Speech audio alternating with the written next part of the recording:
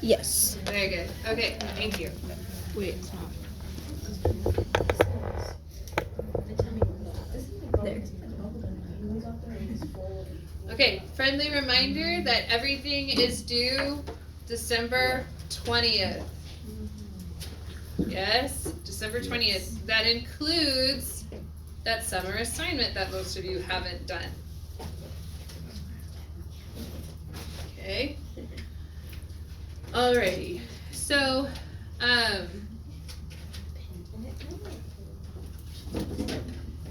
like I was saying, chapter 28 was cottage cheese, kata, explaining that there was no reason to act rashly.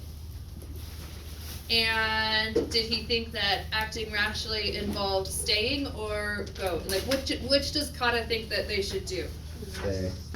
He thinks that they should stay. He had some really good reasons for thinking they should stay. What were they? They are not pressed by matters of grain.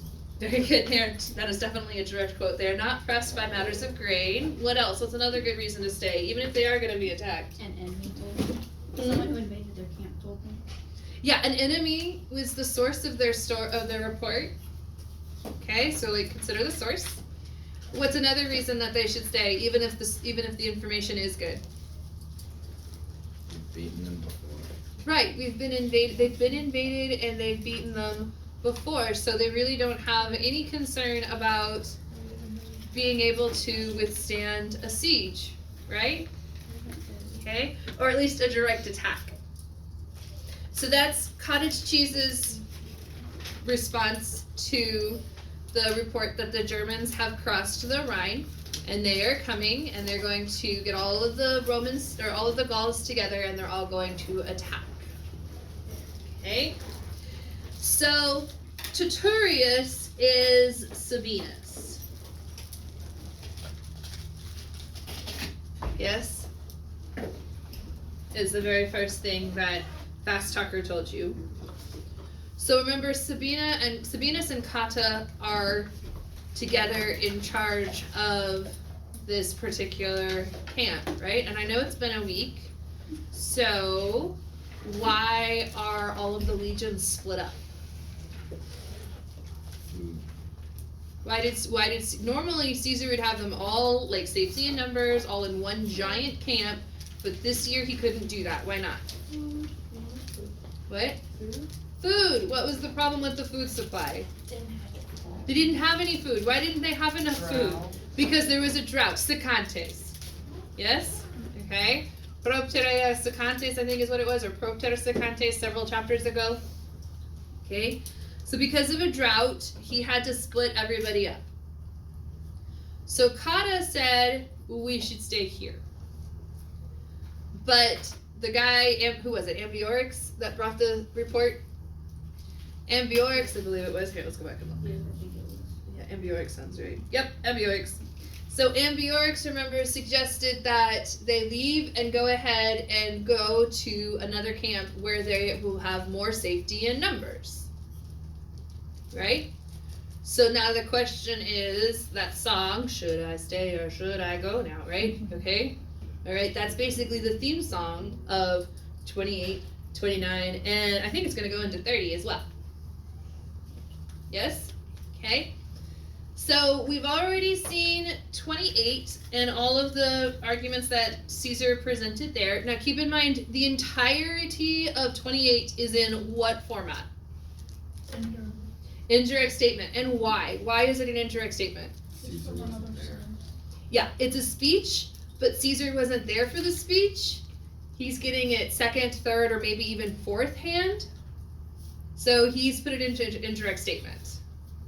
Right? Okay, so it's infinitives and it's accusative subjects all over the place.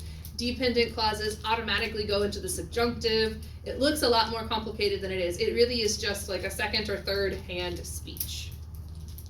Okay? And it's the same thing with 29. Now, you can see right off the bat that the verb he uses for Titurius is komitabat. For 28, whenever he was talking about kata, and and all of the people that talked with him, what was the verb he used to trigger their speech?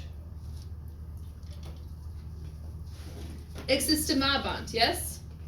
Okay, so you've already got a contrast in diction between Sabine and cottage cheese. Yes? Okay, you already got a diction. So just based on the verb choice of existimabant versus clamitabat, and this is clamo, but it's the frequentative version, which means that he was shouting over and over and over again. Okay, like clamo is to yell. Clamito is what we call the frequentative.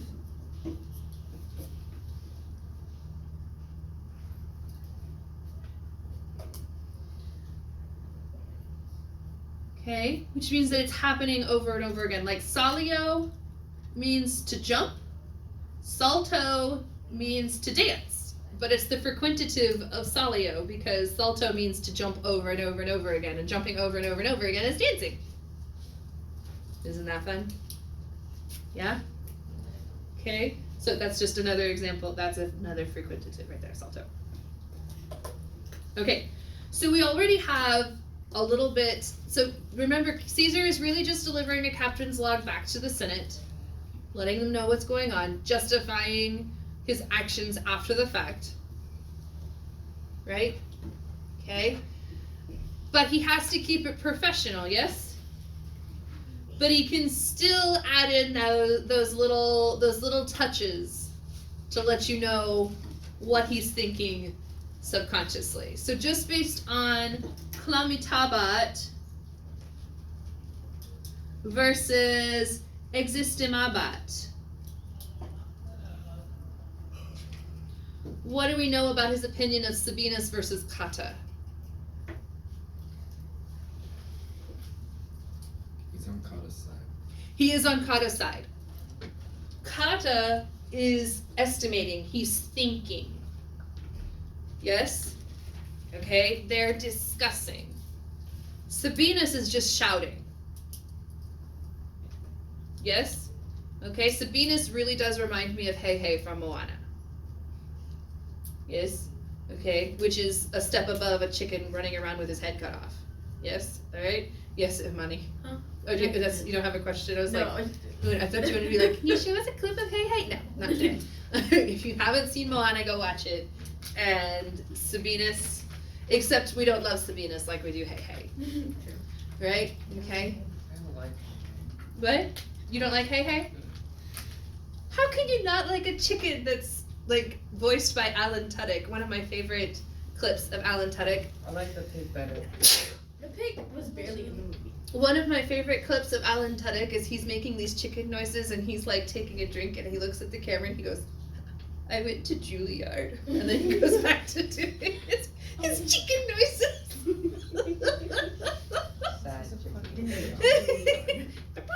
Right? Okay. I love Alan Tudyk. Anyways, okay. So the point is, right off the bat, Caesar is letting us know that we do not trust Sabinus like we do Cotta. So it's also a little bit of foreshadowing, yes? Okay, a little bit of foreshadowing. Apes, you've already seen this part, yes, except for you, Money, right? Okay, but Latin fours, we've already read through this part, so you know what's gonna happen. Yes. You know what happens. My brain's a bit fried today. That's okay. What happens? Sabinus versus Cotta. Sabinus convinces them through much shouting, Mm-hmm. and then they leave the camp, and ambush Yes. ensues. Yes, they are ambushed, and most of the soldiers do not survive. Okay, so there's a little bit of what? So Sabinus did that. Yes, Sabinus is stupid. Okay, that's what we can get. Anytime, like whenever you know what's coming, like you can really read Caesar's subtext here, which is Cotta is really smart and Sabinus is really stupid. Yes? And the most important thing is it's not Caesar's fault. Yes? Okay? And if they just thought like he did and acted the way he expected them to, then things would come out much better. But if you're klamatabating instead of existamabating, bad things are going to happen. Okay? Who is doing what again? So Sabinus is shouting and Kata is thinking. Okay, so I know we call Kata cottage cheese guy, but he's not cottage cheese for brains. Do you guys know that term? Is that I think that's a really, really old burn. Like so old it wouldn't even be called a burn, it's just an insult. Cottage cheese for brains?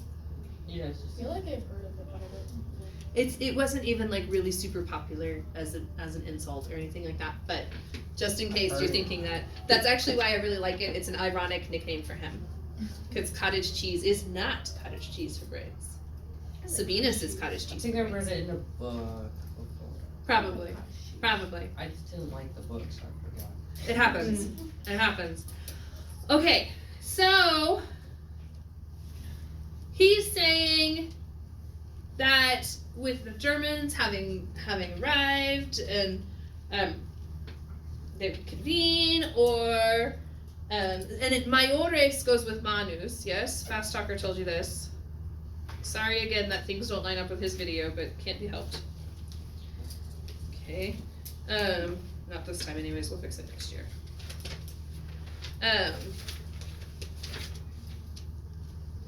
So anyways, so he goes on and he's yelling about how, you know, they can just go to a nearby camp. This is Sabinus saying this, yes? Okay, so all of this is Sabinus. And notice Sabinus is alone, right? It's Kata and others. Yes? But Sabinus is the only one shouting that they should go. Yes? Okay, so Klamatabat, Existimab. In fact, I think that's supposed to be Existimabant, but I have to go check again. Okay? So, today is a cheaty translation day. Give me a minute. I just It is plural. it is plural. Existimabant is plural. Mm-hmm. Okay. So, against these things, against this, literally these things, Titurius shouted repeatedly, again that's the Klamatabat, yes? The T. Okay, so he shouted repeatedly that they would be acting late, Sero here being late. Okay, they would be acting too late after larger bands of the enemy, with the Germans having been added. So, Fast Talker called that a dative. I disagree. The Adjunctis Germanis. Isn't that what I saw that he called it a dative? Yeah, he did. I disagree. I would call it an ablative absolute. Okay.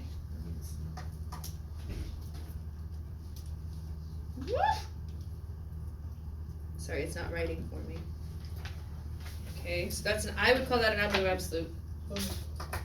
So when a larger band of the enemies have been convened with the Germans having been added, okay, or when something of a calamity has happened in the nearby camps, let's see, okay, so Chidi translation says, with the Germans having been added, so after larger bands of the enemy with the Germans having been added, had assembled, or after some disaster in the nearest winter quarters had been suffered. Okay. And then it goes on to say, the opportunity of consulting is brief. So all of this again is indirect statement. Klamitabat triggers indirect statement. Yes, so everything after Klamitabat is going to be an indirect statement. Okay, so that's why you have occasionem actually as your accusative subject, and esse is your infinitive verb. An indirect statement. Okay, so the opportunity for consideration was short. And then Caesar isn't thinking, it's Sabinus here thinking. So Sabinus thought, and we know it's thought because klamitabat is past tense. Yes? So everything, remember we talked about that with the infinitives last week. Seriously? Okay? Whenever you are dealing with your infinitives, the present infinitive downshifts and is translated above the line at the same time as your main verb. Yes? So since our main verb is klamitabat, it's right there. Right? Okay? So arbitrary is he was thinking. And that's how I know, because that's how indirect statement works. Okay? He was shouting repeatedly that he thought that Caesar had set out into Italy. Okay? What's his source for this information? Well, his source for this information right here, just kind of to paraphrase, is that if Caesar were still in Gaul, the Gauls would never have had the Gaul to attack. Yes? Okay? They would have never had, you like that? They would not have had, the Gauls would not have had the Gaul to attack if Caesar were still in Gaul. Does everybody know the phrase have the gall? Like have the audacity? It's spelled differently, but it's fun. Homophobes. Homophobes. Yeah, G-A-L-L, I believe. I could be wrong. I've been spelling slew wrong my whole life. So I didn't know. Okay? So like a whole slew of things is apparently S-L-O-U-G-H, and I just always in my head had spell it S-L-E-W, like the past tense of slay. But anyways, that's a different story. Okay, so this right here, if that guy were present, then all of this other stuff would not have happened, right? So this is the contrary to fact. Yes, C to F. That is it. If that guy were present, then the Carnutes and the Tesgeti would not have made a plan of attacking. Or I'm sorry, the Carnutes would not have made a plan of attacking Tesgetius.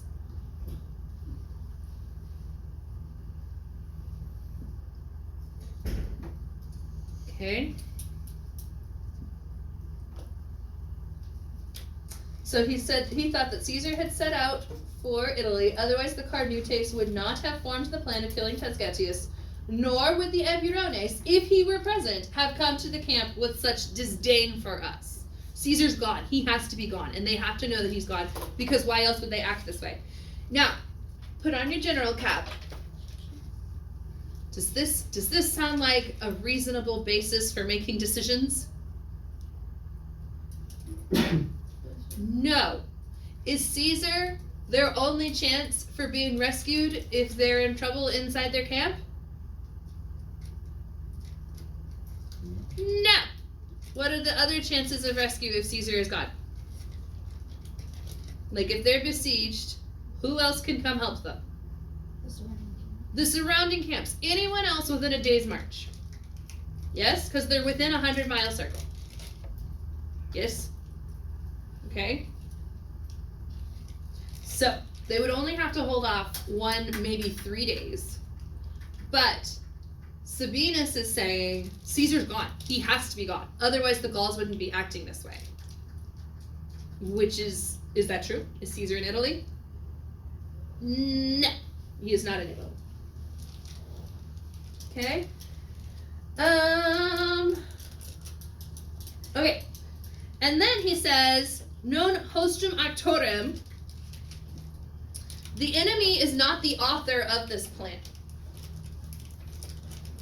Okay? The enemy was not the instigator of his proposal. Like, regardless of I guess what he's saying there, and this is kind of a weird thing to say, but I think what he's saying is, it doesn't matter that it was an enemy who gave us this information. It doesn't have any bearing on what I'm saying. Okay? Okay? Said rem spectare. So he's not looking at the author as an enemy, but he's looking at the matter, like the facts of the matter. Rem. Okay? Subesse Rhenum. He's looking at the fact that the Rhine is nearby. Like if the Germans are crossing the Rhine in large numbers, we're the first camp they're gonna hit, and we're all gonna die. Right? Okay. I do love double datives. Magno goes with Dolori, and that's a dative, and that's a dative. Yes? So remember, double dative, you have a dative of purpose and a dative of reference, and the reference is always the person, and the purpose is always the thing. Yes? The death of Ariovistus and our previous victories were of great grief to the Germans. So the Germans are mad at us. We killed their guys. Yes? We've beaten them before. They're mad. And Gaul was inflamed. Where did that go? Ardara. Okay? Which had been brought under the power, and this is weird. I'm not sure why Sub is taking Imperium here. Because we've always learned Sub takes the ablative, but I have seen it take the accusative before. I'm just not sure why. Because I've forgotten. Give me a second.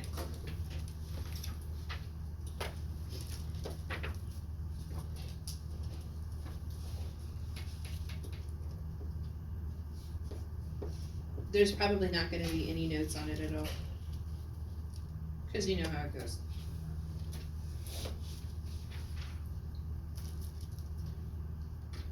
Nope. No notes. So apparently I'm just being silly. But anyway, so it's weird. We've always seen sub arbore. Yes, sub plus the ablative, and then it's not the ablative there, it's the accusative. But anyways, so Gaul is rebelling basically is what's going on with Ardara. Like Gaul is burning under the rule of the Roman people. Okay.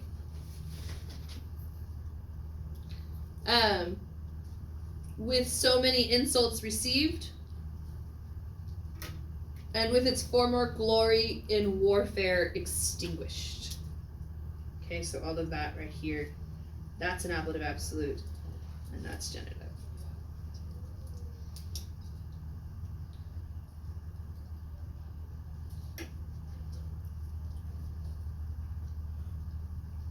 Okay. Finally, who could persuade him of this? So this is going to refer back to whom? If it's Sibi, and Sabinus is the one talking this whole time, then who does Sibi refer to? It's going to refer back to Sabinus, right? Because he's the one talking. So any form of sui sibi se is going to refer back to Sabinus, because he's the one that's shouting repeatedly by himself. Klamitabat.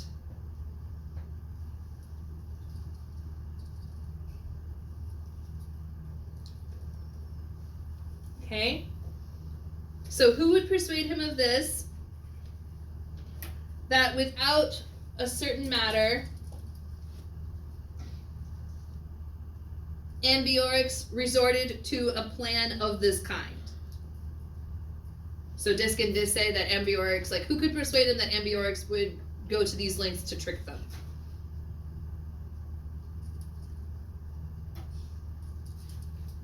And remember, last week there was an interesting footnote about this particular story. Sabinus has played a similar trick on the Gauls himself. Right? Where he fed them false information and then did the opposite of what that information was. But there are two theories. Either number one, he was actually scared and he wasn't just pretending to be too scared to leave his camp at the time. Or it could be that he genuinely thinks that the Gauls aren't smart enough to come up with the plan that he did. Right? Which would kind of fit into the views of non-Romans. Right? The Romans are going to be like, well, they couldn't be, like, he could be of the opinion that the Gauls aren't going to be that crafty, like, they're not that smart. Right? So either he's stupid or he's, what's the word? It's not racist, but nationalist. I feel like stupid would be better. You think he's stupid? Well, you can see that Caesar thinks he's stupid, yes? Stupid.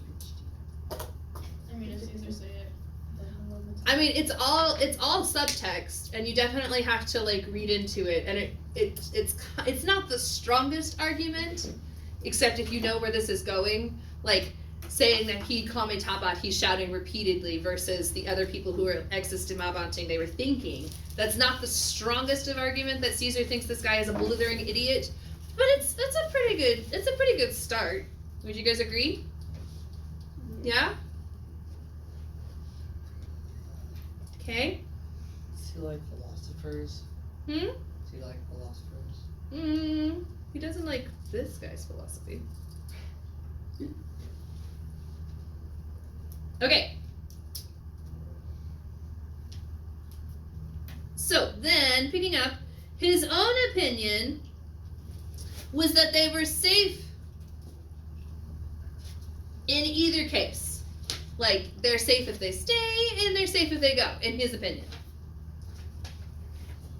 Again, notice, not Ambiorix, Sabinus is all alone. Okay? No one else is agreeing with Sabinus. Whereas you have Cotta and others, if I remember correctly, in 28. It might be Aorum.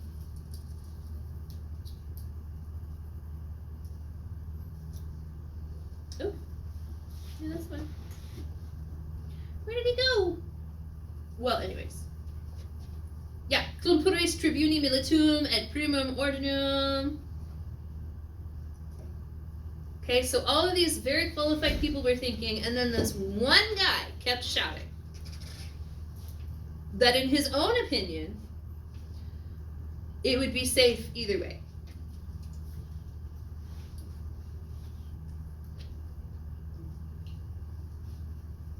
Okay. And if there were nothing too unfortunate, we're going to kind of take Darius as 2, or rather, if there were nothing rather more difficult or rather difficult, then they would arrive at the nearest legion with no danger.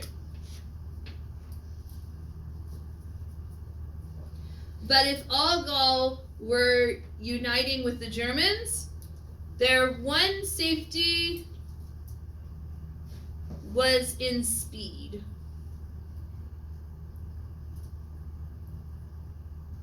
Okay, Positam has been placed in speed.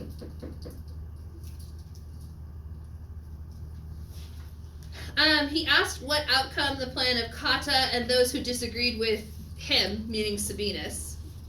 Okay, so Cotta quidem atque eorum, those, and this is a relative clause of characteristics, so the qui refers back to these people who disagreed with him.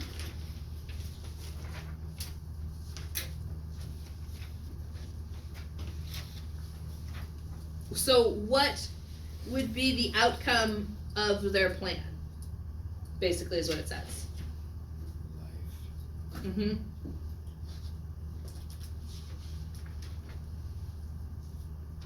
And he says, in which if there were no danger at the present, but certainly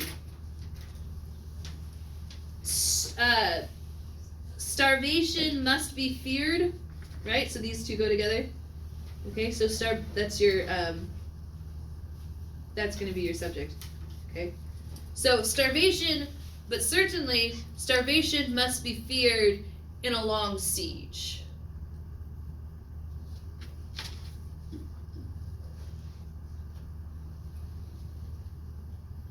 Okay, and he's right. They don't have enough food reserves to last for weeks. Would it be weeks? No, it wouldn't be weeks, which was the whole point of putting everyone within a 100-mile radius.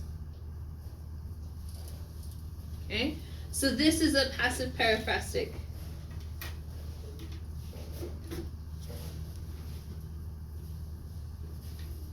And it's the reason it's subjunctive is because it's an indirect question.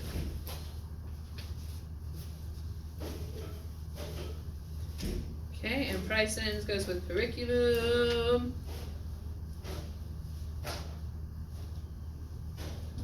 Okay, I know he stopped marking things.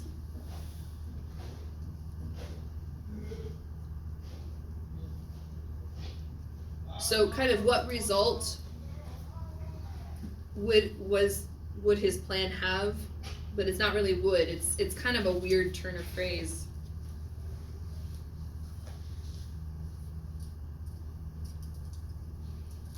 But that's how treaty translation translates it as would. Okay? Questions, concerns, comments? Everyone good with the contrast between Cotta and Sabinus? Okay? Caesar's setting this up really, really early. Yes?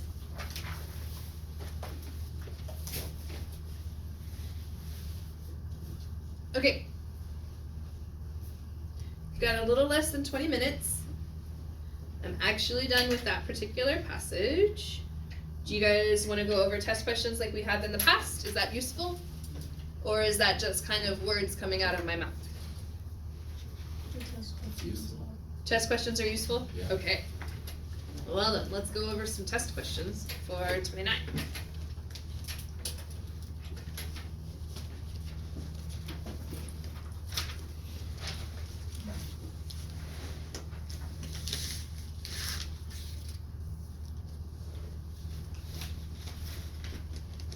Okay.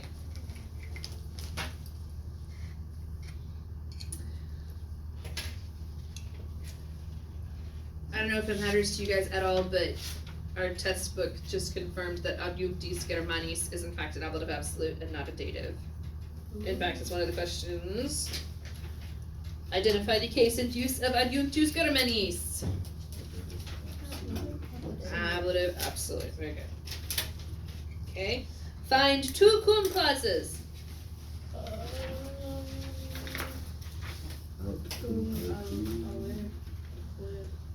I'm going to change colors. So cum clauses are going to start with cum. So here's one. Yes. So then it's going to go down to the verb. Yes. And we're in indirect statement. So everything in a cum clause is going to be subjunctive because it's a dependent clause. Right? So whether it's temporal or circumstantial or anything like that, it's going to be subjunctive. Okay? So there's your first one. Where is your second one?